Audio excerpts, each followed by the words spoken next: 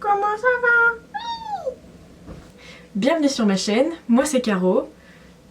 Je sais pas qui tu es, mais tu es toi. Bienvenue sur ma chaîne, je m'appelle Caroline et j'ai envie de te partager un peu mes expériences de voyage, que ce soit au Japon ou dans d'autres pays. Et aujourd'hui j'ai envie de te partager quelques anecdotes sur mon voyage au Japon que j'ai fait en stop. Je sais pas si tu me connais, mais j'ai vécu au Japon 2 ans. Et j'en ai profité à un moment donné, donc en août 2019, pour faire un voyage en stop. Donc avec mon copain Keisuke, on est parti de Fukuoka et on est remonté jusqu'à Hokkaido. En gros, on a fait l'aller en stop et le retour en train, à peu près. Hein. Et donc peut-être que tu as déjà entendu parler de ces anecdotes si tu me suivais déjà à l'époque, ou même récemment, j'en ai parlé un petit peu dans mes posts, etc. J'ai pas grand chose à raconter, donc je recycle en fait. Voilà, donc c'est parti. Parti pour la première petite anecdote.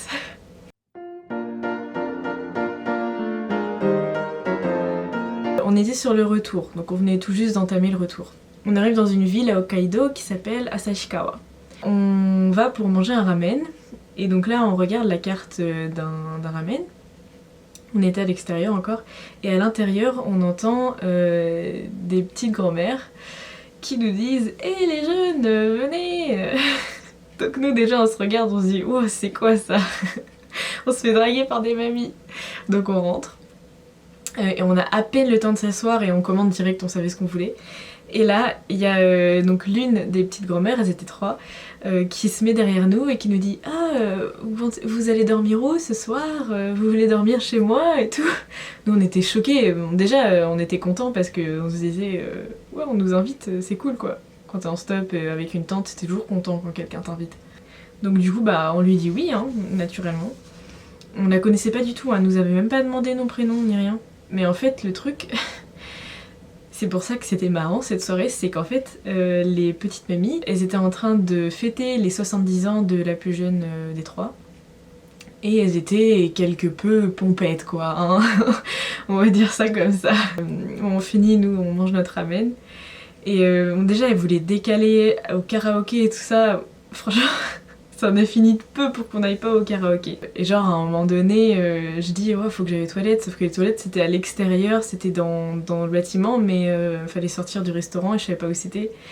Et il y a une des petites mamies qui arrive, bras dessus bras dessous, elle dit viens je vais t'accompagner et tout, donc t'imagines elle marchait pas droit et tout. Oh là là c'était tellement drôle. En fait c'est juste que le cadre était... Enfin on était dans un petit restaurant, il faisait nuit, il y avait que ces 3 dames là avec les dames du restaurant.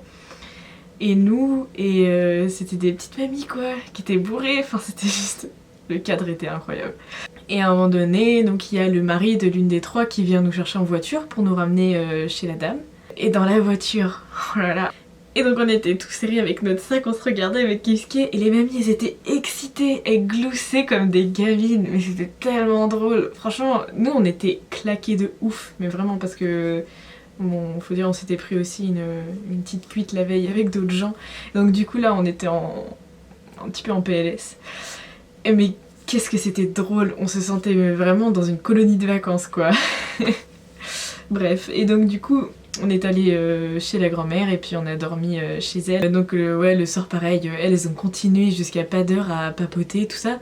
Nous on est allé se coucher plus tôt, j'avoue, qu'elle. C'est quand même ça qui est incroyable quoi, on est allé se coucher plus tôt qu'elle, mais bref.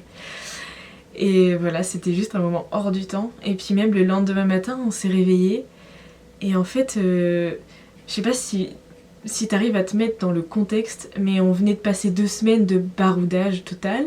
Et là, on se réveille chez une petite mamie dans une maison hyper bienveillante avec le soleil qui traverse à travers la vitre. Et puis on a regardé les infos avec les 2 petites grand-mères là et c'était tellement une ambiance incroyable. C'était... On voyait bien que la fille, elle avait... Enfin la dame, elle avait pas beaucoup d'argent je pense. Mais c'était chaleureux et c'était... Franchement, on a eu du mal à partir. Vraiment, je pense qu'on est resté longtemps là-bas parce qu'on pouvait plus partir, on était trop bien quoi. Mais bon, à un moment donné, il a fallu reprendre la route. Donc là, c'était vers la fin du voyage, genre 2-3 jours avant qu'on rentre. sachant qu'on est parti 3 semaines. Donc le soir, on cherche un endroit où dormir dans la préfecture de Kyoto. Je vais pas te dire où exactement parce que je sais pas si c'est bien de donner les adresses comme ça. Bref. Et donc on arrive dans la préfecture de Kyoto et on cherche un endroit où dormir. Alors nous, notre technique c'était un peu de soit chercher des parcs pour poser la tente, soit demander à des gens si on peut poser la tente dans leur jardin. Là on était quand même dans une ville et il n'y avait pas trop de parcs. Oui, on en a trouvé un avec une espèce de... enfin un bâtiment abandonné à côté, mais ça nous faisait un peu les jetons, j'avoue. J'aurais bien aimé en fait un peu, mais bref. On sonne aux maisons, enfin on demande si on peut poser notre tente dans leur terrain et on se prend que des refus. Et là on se dit bon, dernière chance, on essaie cette rue là et puis si on se prend encore des râteaux, bah on va aller se mettre dans le petit parc flippant là. Donc là on arrive devant un temple, qui en fin de compte c'était une église d'ailleurs. Et on voit la lumière et il y a un grand terrain et on se dit bah vas-y, autant essayer quoi. Donc on sonne. Au final on s'est fait inviter par les gens du temple à dormir, ce qui était déjà exceptionnel quand même de dormir dans un endroit pareil. Et en plus de ça, donc ils nous ont fait à manger et ils nous ont dit nous demain on se lève à 4h parce qu'on va faire la prière. Donc en fait ils dormaient au rez-de-chaussée et à l'étage il y avait le temple en fait, avec enfin l'hôtel, il y avait l'hôtel. Donc là on se regarde et encore une fois on se dit bah qui ne tente rien n'a rien. Et donc on leur demande si on peut participer le lendemain matin à la prière et au ménage. Et bah ils nous disent oui, comme quoi faut toujours demander. Donc le lendemain on se réveille à 4h et quelques. On va faire avec eux le ménage, en fait fallait nettoyer chaque objet de l'hôtel. Enfin pas l'hôtel en lui-même mais les objets qu'il y avait devant en fait. Et après on fait la prière avec eux, ça dure 40 minutes je crois la prière.